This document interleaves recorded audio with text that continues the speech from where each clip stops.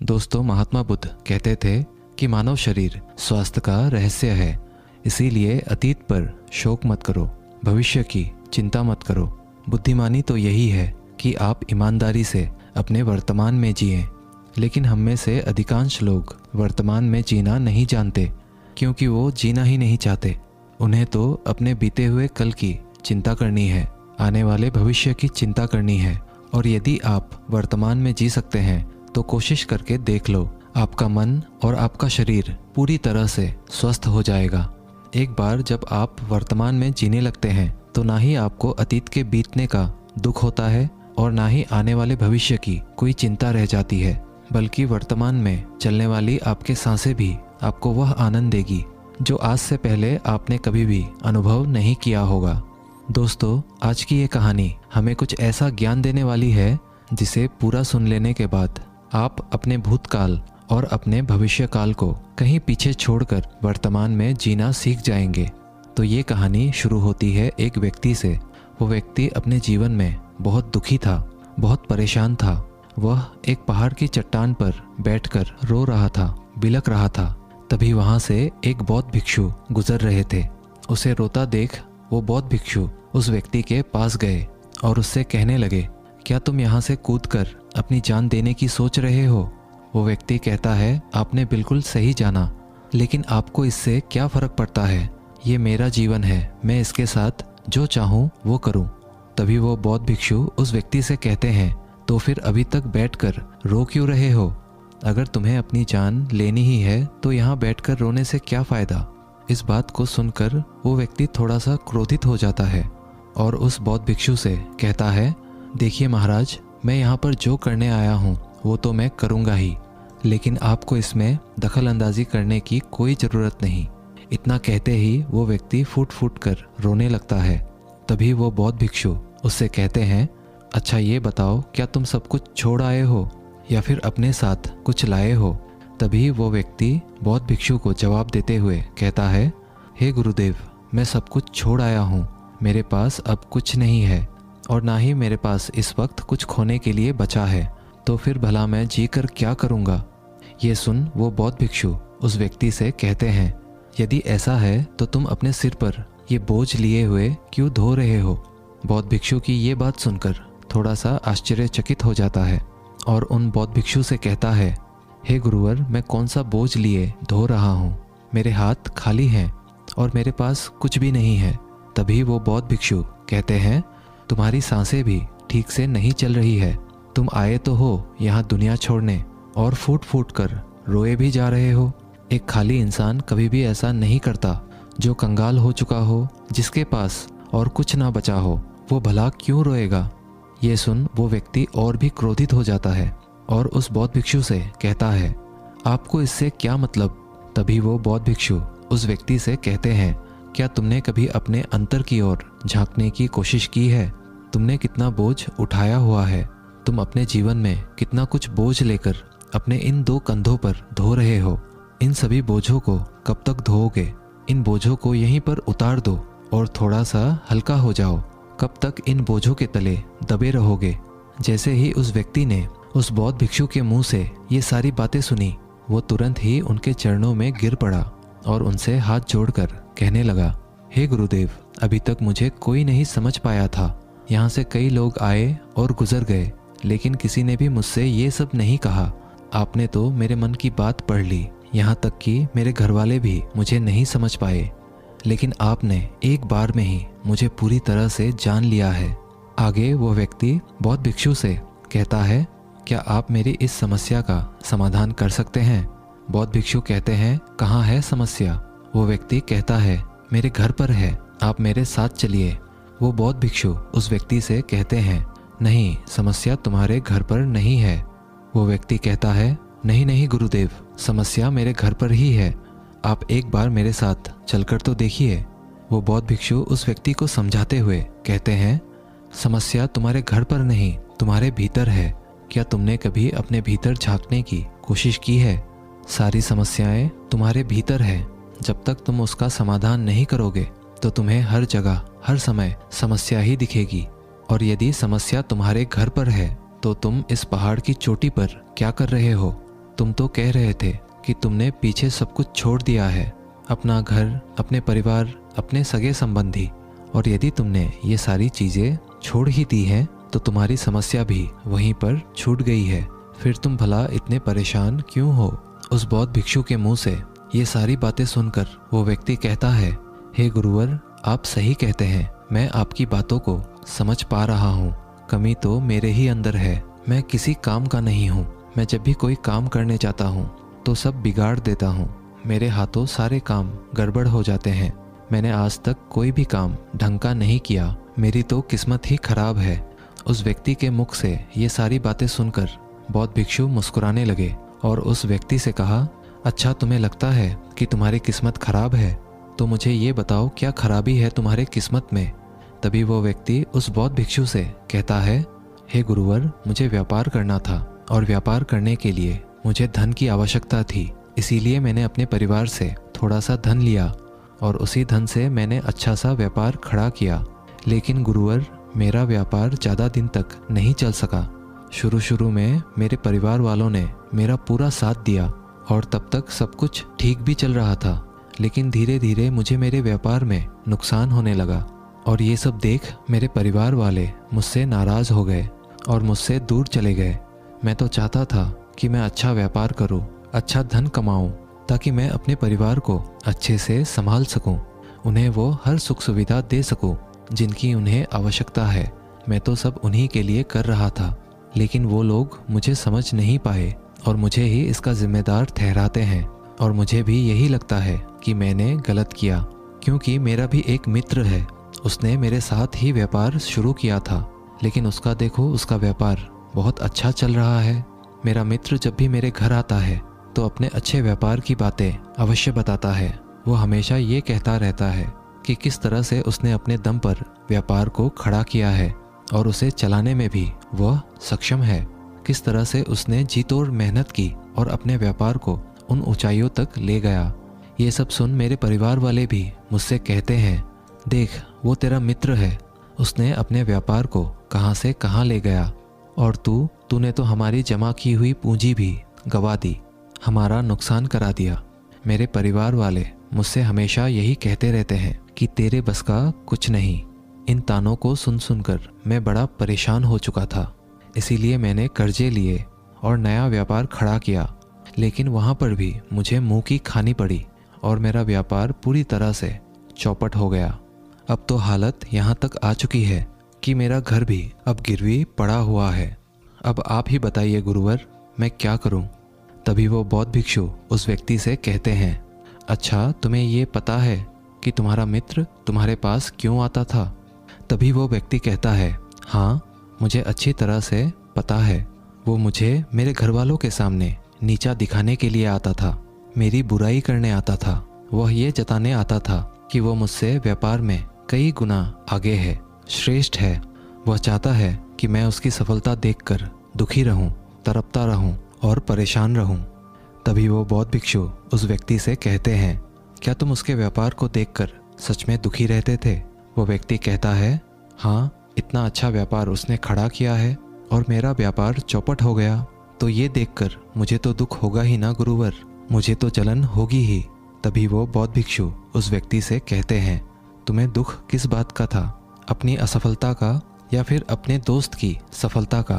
तभी वो व्यक्ति उस बौद्ध भिक्षु से कहता है, अपने असफल होने पर मुझे इतना पछतावा नहीं था, लेकिन मेरा मित्र इतना सफल हो चुका था, उसे देखकर मुझे ईर्ष्या होती थी, मेरे अंदर जलन की भावना उत्पन्न होती थी और मैं ये देख देख कर दुखी रहता था, पछताते रहता था, तड़पता रहता था।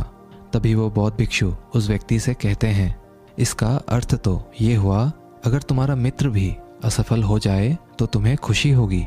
तो वो व्यक्ति कहता है, जी हाँ, मुझे बड़ी खुशी होगी अगर वो असफल हो जाए, उसका व्यापार चौपट हो जाए। ये सुन बौद्ध भिक्षु फिर से एक बार मुस्कुराने लगे और उस व्यक्ति से कहते हैं, इसका अर्थ तो यही हुआ कि तुम्हारी खुशी तुम्हारे मित्र पर निर्भर करती है। यदि वो चाहे तो तुम्हें खुश कर दे और यदि वो चाहे तो तुम्हें दुखी कर दे, क्योंकि तुम खुद से ना तो खुश हो सकते हो ना ही दुखी। तुम तो अपने मित्र के गुलाम बनकर रह चुके हो। और अगर यही बात है तो तुम्हारी समस्या का कोई समाधान नहीं है, क्योंकि तुम्हारी खुशियाँ और तुम्हारी तकलीफ़ें ये सब दूसरों के व्यवहार पर निर्भर करती है। तुम्हारे कर्मों से तुम्हारा तो कुछ हुआ नहीं, ना तो तुम अपने कर्मों से खुश हो सके और ना ही दुखी। इसीलिए तुम्हारी समस्याओं का मैं कोई समाधान नहीं कर सकता। तभी वो व्यक्ति उन बौद्ध भिक्षु से कहता है, हे गुरुवर, ऐसा मत कहिए। मुझे आपसे बात करते करते बहुत आशा आपसे हो गई है, क्योंकि आप ही वो है जिन्होंने मुझे जाना है, मुझे समझा है। हे गुरुवर, मैं आपसे विनती करता हूँ कि मेरे इस समस्या का समाधान मुझे आप बताइए। तभी वो बौद्ध भिक्षु उस व्यक्ति से कहते हैं, जब हम दूसरों से आशा बांध लेते हैं तब हम दूसरों पर पूरी तरह से निर्भर हो जाते हैं। अगर मैं तुम्हें कोई भी रास्ता ना बताऊं, मैं तुम्हें तुम्हारी समस्या का समाधान ना दूं, तो तुम इसी तरह से दुखी रहोगे, रोते रहोगे, बिलखते रहोगे। और अगर मैं कोई रास्ता तुम्हें बता दूं, मैं तुम्हें कोई समाधान बता ही दूं, तो हो सकता है तुम्हें कुछ मिल जाए। लेकिन एक बात हमेशा याद रखना कि जो तुम्हारा मित्र तुम्हारे घर पर आता है, यह तुम्हें बताने के लिए कि किस तरह से उसने अपने व्यापार में वृद्धि की, किस तरह से उसने कड़ी मेहनत की, जो तुम्हें दुखी करने आता है। लेकिन क्या तुमने कभी गौर किया है, तुम्हारा मित्र बात तो सच्ची ही कह रहा है कि किस तरह से उसने अपने जीवन में वह संघर्ष किया और उस मुकाम तक पहुंचा है। तो उसने अपने अनुभव की ही बात तो तुम्हें बताई है। अब चाहो तो तुम उस अनुभव का इस्तेमाल कर सकते हो, या फिर तुम उस अनुभव को व्यर्थ ही जाने दे सकते हो और अपने मन में ईर्ष्या जैसे भाव उत्पन्न कर सकते हो। समझदारी तो इसी में है कि जब वो तुम्हें अपने अनुभव के बारे में बता रहा है कि किस तरह से उसने संघर्ष किया है अपने जीवन में अपने व्यापार को उस ऊंचाई तक पहुंचाने के लिए, तो तुम अपने बुद्धि का इस्तेमाल करो, उसके अनुभव का इस्तेमाल करो, उसके ज्ञान का इस्तेमाल करो। तुम्हें तो खुश होना चाहिए। तुम्हें जो अनुभव चाहिए था तुम्हारा मित्र आकर तुम्हें घर पर ही दे रहा है, और इस पर तो तुम्हें अपने मित्र का आभार प्रकट करना चाहिए, क्योंकि घर बैठे बैठे तुम्हें वह अनुभव प्राप्त हो रहा है जो तुम अपने जीवन से प्राप्त नहीं कर सके। इसीलिए आगे बढ़ो, संघर्ष करो, उस अनुभव का इस्तेमाल करो और कभी हार मत मानो, क्योंकि समय की एक खूबी है, समय चाहे कैसा भी हो बदल जरूर जाता है। इसीलिए समय चाहे जैसा भी हो, अच्छा या बुरा, दोनों का गुजरना तय है। लेकिन सबसे ज़रूरी यहाँ पर समझने वाली बात यह है कि इन दोनों वक्त को देखने के लिए तुम्हारा जीवित रहना आवश्यक है। और जब तुम्हारा अच्छा वक्त शुरू होगा, तुम अपने संघर्ष से अपने व्यापार को खड़ा करोगे और अपने व्यापार को उन ऊंचाइयों तक ले जाओगे। तब वही तुम्हारे मित्र तुम्हारी सफलता की नहीं, तुम्हारी असफलता के गुण गाएंगे, ताकि तुम उन्हीं की तरह कोई गलत निर्णय लो और तुम उन्हीं की तरह बर्बाद हो जाओ। तो यहाँ पर तुम्हें अपनी बुद्धि का इस्तेमाल करना होगा। तुम्हें उनकी बातों पर ध्यान ना दे करके बल्कि अपने बुद्धि का प्रयोग करना होगा, क्योंकि उस समय वे तुम्हें सुखी नहीं दुखी करने आएंगे, क्योंकि उसे भी तुम्हें दुखी देखकर उतना ही मज़ा आएगा जितना कि तुम्हें उसे दुखी देखकर आएगा। ये सारी बातें सुन वो व्यक्ति उस बौद्ध भिक्षु से कहता है, हे गुरुवर, आप बिल्कुल ठीक कह रहे हो। मेरे जीवन को मैं नहीं चला रहा, बल्कि मेरे सगे संबंधी और मित्र चला रहे हैं, जो मेरे जीवन में सुख और दुख भरे जा रहे हैं। लेकिन गुरुवर, यहाँ पर मेरा एक प्रश्न है। जब मैंने व्यापार खड़ा किया था तो मेरा उद्देश्य यही था कि मैं अपने परिवार को सुखी रख सकूं, उन्हें वह सुख सुविधाएं दे सकूं। तो क्या अपने परिवार के लिए ये सारी बातें सोचना गलत है? मैं तो अपने परिवार के लिए ही सब कुछ कर रहा था, लेकिन व्यापार में नुकसान होने के बाद वह परिवार भी मुझे छोड़ गया। इस पर बौद्ध भिक्षु मुस्कुराने लगे। तभी वो व्यक्ति बौद्ध भिक्षु से कहता है, इसमें मुस्कुराने की क्या बात है? क्या मैंने कोई गलत प्रश्न पूछ लिया? तभी वो बौद्ध भिक्षु कहते हैं, नहीं, हर व्यक्ति यही चाहता है कि कोई उसकी गलती पर सांत्वना दे, और तुम भी वही चाहते हो। हर कोई यही चाहता है कि जब वो कुछ करे तो उनकी प्रशंसा की जाए, और जब हमें प्रशंसा नहीं मिलती है तो हमें भीतर ही भीतर बड़ा दुख होने लगता है। हमारे मन को एक ठेस पहुंचती है, और तब हमारे मन में ये भाव उत्पन्न होने लगता है कि इस दुनिया में सभी मतलबी हैं, सभी अपने मतलब के लिए जीते हैं, सभी अपने मतलब के लिए काम करते हैं। और सभी हमारे साथ अपने मतलब के लिए ही रहते हैं। लेकिन अगर तुम किसी को अपना परिवार मानते हो और अपने उस परिवार के लिए कुछ करना चाहते हो, तो फिर तुम्हें ऐसा क्यों लगता है कि तुम दूसरों के लिए कर रहे हो? तुम तो अपने लिए ही कर रहे हो ना। अगर तुम्हें लगा कि तुम दूसरों के लिए कर रहे हो तो तुम जीवन भर दुखी ही रहोगे। और जब तुम्हें लगेगा तुम अपने लिए कर रहे हो, तब तुम्हें एक अजीब सी खुशी प्राप्त होगी और तुम हमेशा खुश रहोगे। और जब तुम अपने कार्यों को बेहतर से और बेहतरीन करने में लगे रहोगे, तो तुम्हें किसी की सांत्वना की भी कोई ज़रूरत नहीं पड़ेगी। तभी वो व्यक्ति उन बौद्ध भिक्षु से कहता है, हे गुरुवर, मुझे आपकी बात समझ में आ गई। अब तक मेरी किस्मत दूसरों के हाथों में थी। वो उसमें जैसे रंग चाहे, सुख के या दुख के, भर दिया करते थे। लेकिन अब से मैं अपनी किस्मत अपने हाथ में रखूँगा और फिर चाहे ये अच्छी हो या खराब, मैं हार नहीं मानूंगा। आखिर में वो व्यक्ति उस बौद्ध भिक्षु से कहता है, हे गुरुवर, आपकी सारी बातें तो मैं समझ गया, लेकिन क्या आप मुझे कुछ दे सकते हैं जो मेरे जीवन के सबसे बुरे वक्त में मेरा साथ दे सके, मेरा साथ निभा सके? ये सुनकर वो बौद्ध भिक्षु उस व्यक्ति को एक छोटा सा बक्सा देते हैं और कहते हैं कि ये वस्तु मेरे दिल के बहुत करीब है और इसे तुम्हें अपने बहुत करीब ही रखना होगा। इस बक्से में एक ऐसा राज है जो तुम्हें बड़े से बड़े दुखों से बाहर निकाल सकता है, बड़ी से बड़ी विपत्तियों से छुटकारा दिला सकता है। और इसे तुम तब खोलना जब तुम्हें लगे अब कोई राह नहीं बची हुई है, जब तुम्हें ये लगने लगे कि सब कुछ व्यर्थ है, मैंने जो बातें कही है वो भी व्यर्थ है, ये दुनिया भी व्यर्थ है, यहाँ रहना भी व्यर्थ है। इतना कहकर वो बौद्ध भिक्षु उस बक्से को उस व्यक्ति को थमा देते हैं और फिर वहाँ से चले जाते हैं। वो व्यक्ति उस बक्से को लेकर वापस अपने घर आता है और फिर एक नया कारोबार शुरू करता है। अब की बार वो कारोबार में हार नहीं मानता है और उसका कारोबार बहुत अच्छा चल पड़ता है। उसका कारोबार चलने के कारण उसका परिवार भी अब उसके साथ आ चुका था। उसके पास जीवन की हर सुख सुविधाएं भी आ गई थी। अब वो ना तो भूतकाल का रोना रोता था और ना ही भविष्य काल की चिंता करता था। वो तो केवल अपने वर्तमान को और ज़्यादा बेहतर बनाने की कोशिश में लगा रहता था। लेकिन समय हमेशा बदलता रहता है। जिस तरह से बुरा समय हमेशा नहीं रहता, ठीक उसी प्रकार अच्छा समय भी हमेशा नहीं रहता। उस व्यक्ति के जीवन में एक बार फिर से अच्छा समय समाप्त हो चुका था। वो जिस राज्य में रहता था, उस राज्य पर पड़ोसी राज्य ने चढ़ाई कर दी थी और पूरा राज्य तबाह कर दिया था। उसका व्यापार भी पूरी तरह से तबाह हो चुका था। वह अपने परिवार के साथ दर दर की ठोकरें खाने लगा। उसे यहाँ से वहाँ भागना पड़ा, यहाँ तक कि उसके पास खाने पीने के लिए भी पैसे नहीं बचे थे। उसके बच्चे भी अब बीमार पड़ चुके थे, उनके इलाज के लिए भी उसके पास पैसे नहीं थे। तब उसे एहसास होने लगा ये सब व्यर्थ है, उसका ये जीवन जीना भी व्यर्थ है, ये पूरा संसार व्यर्थ है और जो कुछ भी बातें उस बौद्ध भिक्षु ने कही थी वो सारी बातें भी व्यर्थ हैं। आज मेरे पास कुछ नहीं बचा, आज मेरे पास जीने का कोई मकसद नहीं बचा।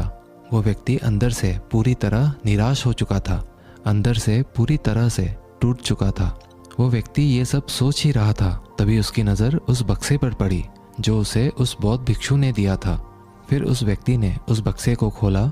उस बक्से में एक पर्ची थी जिसमें यह लिखा था कि आपकी नई जिंदगी की शुरुआत कहीं से भी हो सकती है। आपके पास सोने का सिक्का हो ना हो, लेकिन आपके पास वो हिम्मत तो है, तो कुछ ना कुछ आप अवश्य ही कर लेंगे। उस पर्ची को पढ़ने के बाद उस व्यक्ति के मन में एक बार फिर से आशा की लहर दौड़ पड़ी और उसने अपने जीवन में फिर से हिम्मत बांध ली और उन ऊंचाइयों को छूने के लिए फिर से मेहनत करने लगा। दोस्तों, उम्मीद है आज के इस वीडियो से आपने ज़रूर कुछ ना कुछ मूल्यवान सीखा होगा। तो इस वीडियो को एक लाइक और अपने दोस्तों के साथ शेयर ज़रूर कीजिएगा। मिलते हैं अगले वीडियो में, तब तक के लिए धन्यवाद।